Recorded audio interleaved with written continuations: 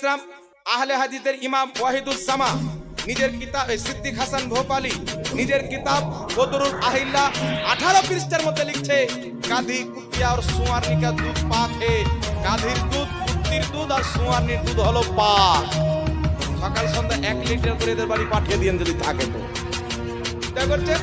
তারপর বিরাদর ইসলাম শুধু তাই নয় আহলে হাদিসের কিতাব উরফুল জাদি সিদ্দিক হাসান ভোপালীর বেটা নুরুল হাসান ভোপালী লিখতেছে কোন ব্যক্তি যদি সেনাতে লিপ্ত হয় আর সেই ব্যক্তি যদি বেটি হয় তো সেই ব্যক্তি আপন বেটিকে বিয়ে করতে পারবে জায়েজ আছে সমস্যা নাই। আহলে হাদিসের ইমাম লিখতেছে আল্লাহ কোরআনে বলেছে তোমরা 3-3 4-4টা বিয়ে করো প্রত্যেক মুফাসসির সবাই একমত একসঙ্গে 4টার চাইতে বেশি স্ত্রী রাখা জায়েজ নাই। আর আহলে হাদিসের ইমাম লিখছে যত পারবে ততই রাখো একসাথে 100টা স্ত্রী রাখো কোনো সমস্যা নাই। তারপর বিরাদর ইসলাম এদের নুরুল হাসান খা নিজের কিতাবে ঘোড়া তেরা জায়েজ বলে খায় ওটা আলাদা কথা। সিদ্দিক হাসান ভোপালী বদরুল আহিল্লা আপনার 368 পৃষ্ঠার মধ্যে লিখছে খুশকি के वो तमाम जानवर हलाल है जिनमें खून नहीं মশা মাছি পিপিড়া তারপরে আপনার পিপিলিকা যেগুলো উড়ে বেড়াচ্ছে এগুলোর মধ্যে রক্ত নাই এগুলো প্রত্যেকটা পোকা ভেজে ভেজে খান পাক সমস্যা নাই হালাল আছে। চিন্তা করছেন এমন এমন ফতোয়া লিখেছে মানুষের সামনে বয়ান করা যাবে না মা বোনরা সবাই শুনে তো।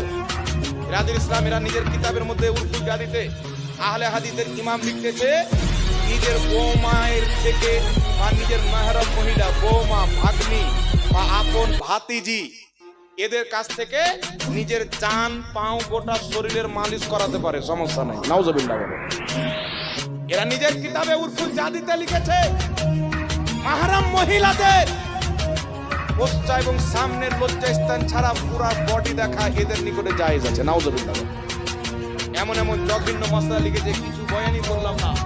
আল্লাহ পাক মহিলাদের তৈরি করেছেন জড়ি খুব সুন্দর কিন্তু স্ত্রীর একটা খাস জায়গা রেখেছেন যেটা দিয়ে স্বামী ফায়দা হাসিল করবে কিন্তু আহলে হাদিসের ফতোয়াতে দুই দিক দিয়ে আপনি ফায়দা হাসিল করতে পারেন বলেন আস্তাগফিরুল্লাহ। সারাসার কোরআনের বিপক্ষে হাদিসের বিপক্ষে একটা নয় দুটা নয় অল্প দিন দাঁড়ান আমাদের একটি বই আছে তথাকথিত আহলে হাদিসের হারান্ত আকীদা ও মতবাদ 100টার চাইতে বেশি নাপাক আকীদা ও মাসলা এদের তুলে ধরে দেওয়া হয়েছে জাতির সামনে যাবে পড়বেন আর হাসবেন কানবেন সব রকমই করবেন। এরা ইংরেজদের কাছ থেকে আহলে হাদিস নাম নিয়েছে আপনারা জানেন। ভারতবর্ষে ইংরেজদের হুকুমত ছিল পাঞ্জাবের গভর্নরের কাছে গিয়ে বলল আমাদের ওয়াহাবি নামটা চেঞ্জ করে দাও